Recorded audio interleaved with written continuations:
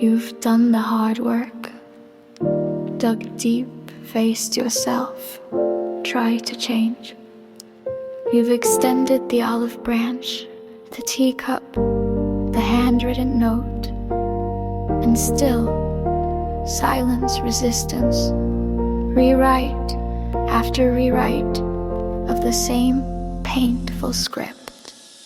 In Wonderland, doors talk and flowers sing, but sometimes the people we long to connect with the most, build walls too high for even magic to climb. This series is for those moments when your vulnerability is met with rolled eyes, when your growth is seen as betrayal, and when trying to reconnect feels like shouting through a hedge maze. You're not imagining it, you're not too much, and no, you don't owe anyone a version of yourself that shrinks just to fit inside their comfort zone.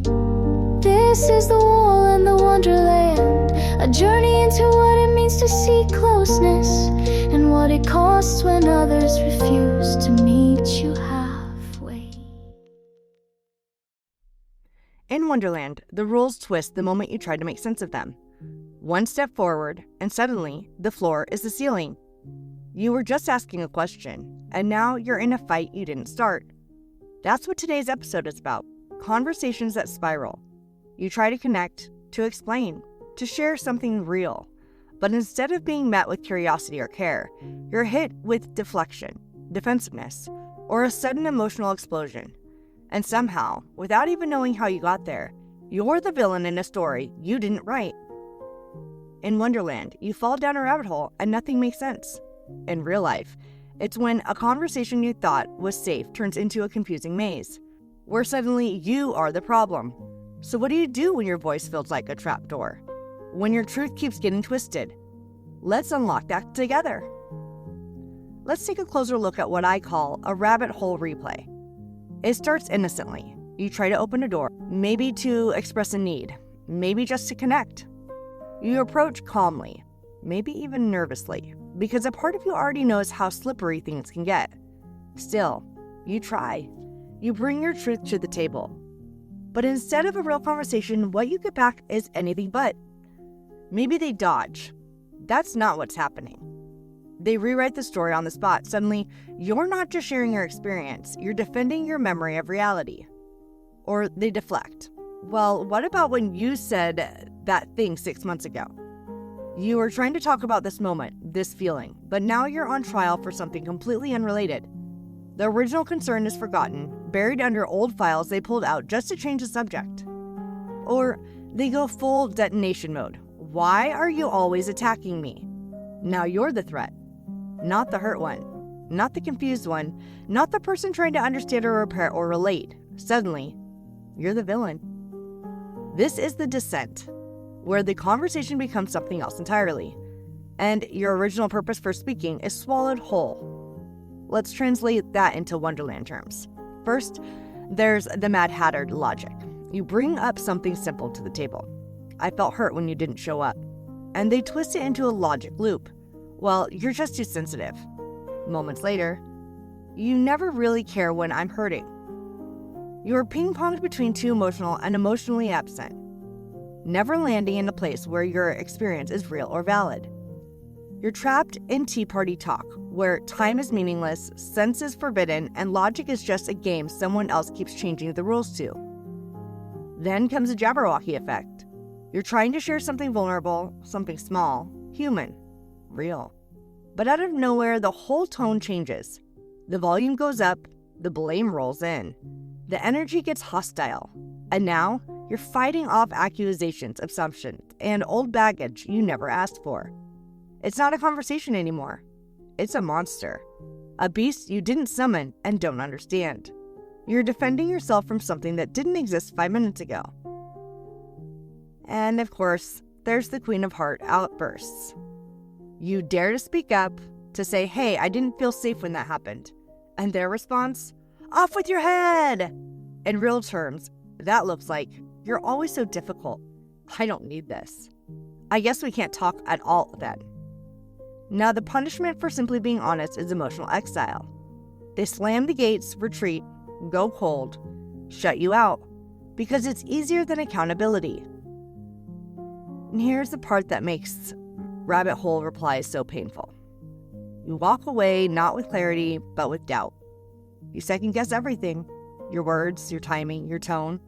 You wonder if you made it worse. You wonder if maybe you shouldn't have brought it up. You feel ashamed for trying. Somewhere inside you're asking, am I the problem? Did I mess this up? Was that too much to say?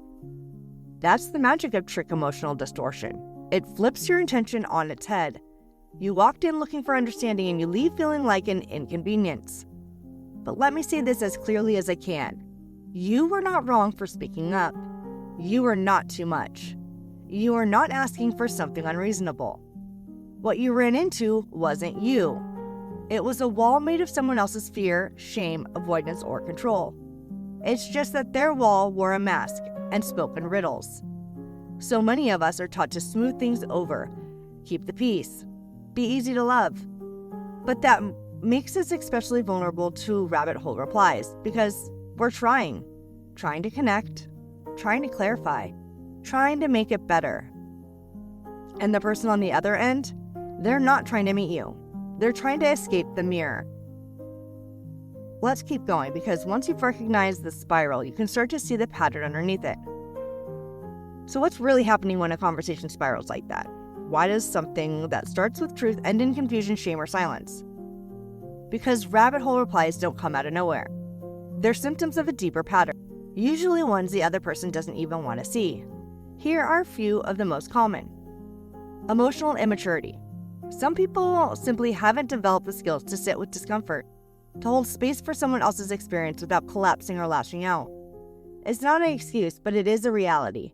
They react instead of reflect. They defend instead of discuss. To them, a request sounds like criticism. A boundary feels like rejection. Avoidance of accountability. For some, being wrong is unbearable, even when it's just a small misstep or a misunderstanding. They've built their entire identity around being the good one or the victim. So when you bring up something that challenges that, they can't tolerate it. Instead of listening, they dodge. Instead of apologizing, they twist. Because admitting fault feels like falling apart. Power dynamics. Then there are the people who use conversation as a tool for control. They interrupt, they derail, they guilt trip. They shift blame like chess pieces, always trying to stay 3 moves ahead, always trying to win. These aren't conversations. They're power plays. And sometimes, it's trauma. These replies can come from a nervous system stuck in survival mode. Fight, flight, freeze, fawn. They're not thinking clearly. They're reacting like the conversation is a threat. Maybe your boundary reminds them of rejection. Maybe your calm tone triggers something from childhood. Again, it's not an excuse, but it helps explain why something so small can turn so chaotic so fast. These patterns show up everywhere. In family, don't bring that up here. Translation, we don't do emotions in this house. Your need for clarity is treated like a disruption. You're expected to pretend everything's fine for the sake of the tradition, pride, or peace. In romantic relationships, I can't talk about this again. Your repeated attempts to work through something are seen as nagging or neediness, but the truth is, you're circling because the issue is never truly addressed. They shut down, and you start to feel like a burden for wanting repair. Even in friendships, why are you being so dramatic? You express something vulnerable, and instead of empathy, you're met with mockery. They minimize it because your emotion makes them uncomfortable. And suddenly, you're too much, too intense, too sensitive. Again. Here's a quick self-check, and it's a powerful one. If you leave most conversations feeling smaller than when you entered, you might be in a wonderland of emotional distortion. And I don't mean small like humble. I mean diminished, shrunken. Like you've made yourself bite-sized just to keep the peace. Like you've contorted yourself to stay digestible. That's not connection. That's survival. And it's not your fault if you've gotten stuck in those spirals. You were probably trained to be good, to be agreeable, to not rock the boat. But real connection doesn't require self-erasure. It doesn't ask you to shrink. It asks you to be real and meets you there. Let's pause here and speak directly to the truth that often gets lost inside of these spirals. Because if you found yourself stuck in conversations that twist, spin, or explode, chances are you weren't trying to start a war. You were trying to connect. You were reaching out, not reaching for power. You weren't trying to win. You were trying to be seen. And that matters. You weren't trying to manipulate. You weren't trying to control. You weren't trying to blame. You were simply asking, can you see me here? Can you listen without defending? Can you respect what I'm saying without making me the enemy? And let's name this clearly. It's okay to want a conversation that doesn't turn into a battle. It's not too much to expect calm or clarity or care. And it's not wrong to ask someone to hear you without turning you into a villain. So many of us were conditioned to believe that emotional safety is optional, a bonus, a luxury, something we earn if we're good. But here's the truth. You deserve safety by default. You deserve conversations where your truth doesn't have to fight to survive. This isn't about control, it's about connection. It's not about perfection, it's about presence. And if you've ever walked away from one of those spirals wondering, am I the problem? Was I too intense? Did I make it worse? Let me offer you this Wonderland reframe. You're not the crazy one for naming the madness. You're not wrong for seeing that something didn't feel right. You're not dramatic for trying to bring clarity to chaos. You're not unstable for wanting consistency and communication instead of confusion and blame. In Wonderland, the world is upside down. And when you say, hey, this feels upside down, the world often calls you the problem. But maybe you're just the one brave enough to tell the truth. That's not dysfunction. That's awareness. So what happens when you start to believe that your voice does deserve a place at the table? When you stop spiraling and start standing? Now let's take a moment together. If you've ever felt caught in those spirals where a conversation twists and turns until you don't recognize yourself anymore, I invite you to sit with these questions for a moment. What conversations leave you feeling twisted up inside? Maybe it's the one person who always changes the story. Maybe it's a topic that always feels like walking on thin ice. What version of yourself do you become when you're trying to keep the peace? Do you shrink? Do you quiet your voice? Do you try to smooth the edges until there's barely anything left of your truth? And what would it sound like if someone actually listened without dodging or detonating? If you could speak freely and be met with calm, curiosity, or kindness?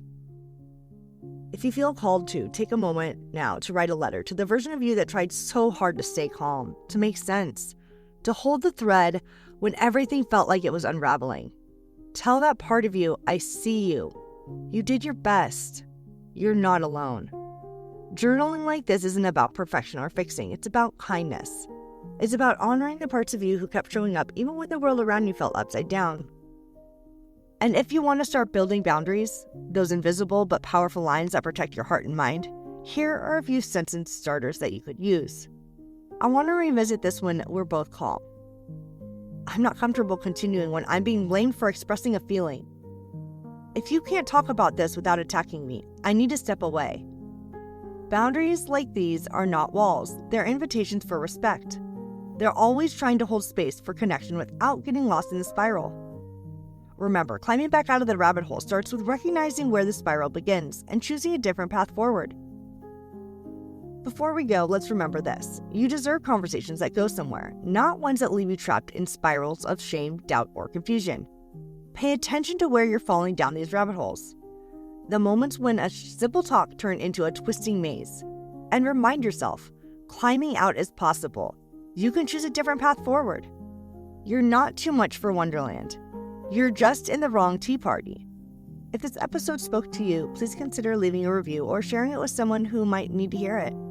It means the world and helps us grow this little corner of upside down logic and real feelings. Thanks for joining me in Wonderland today. Until next time, take gentle care of yourself.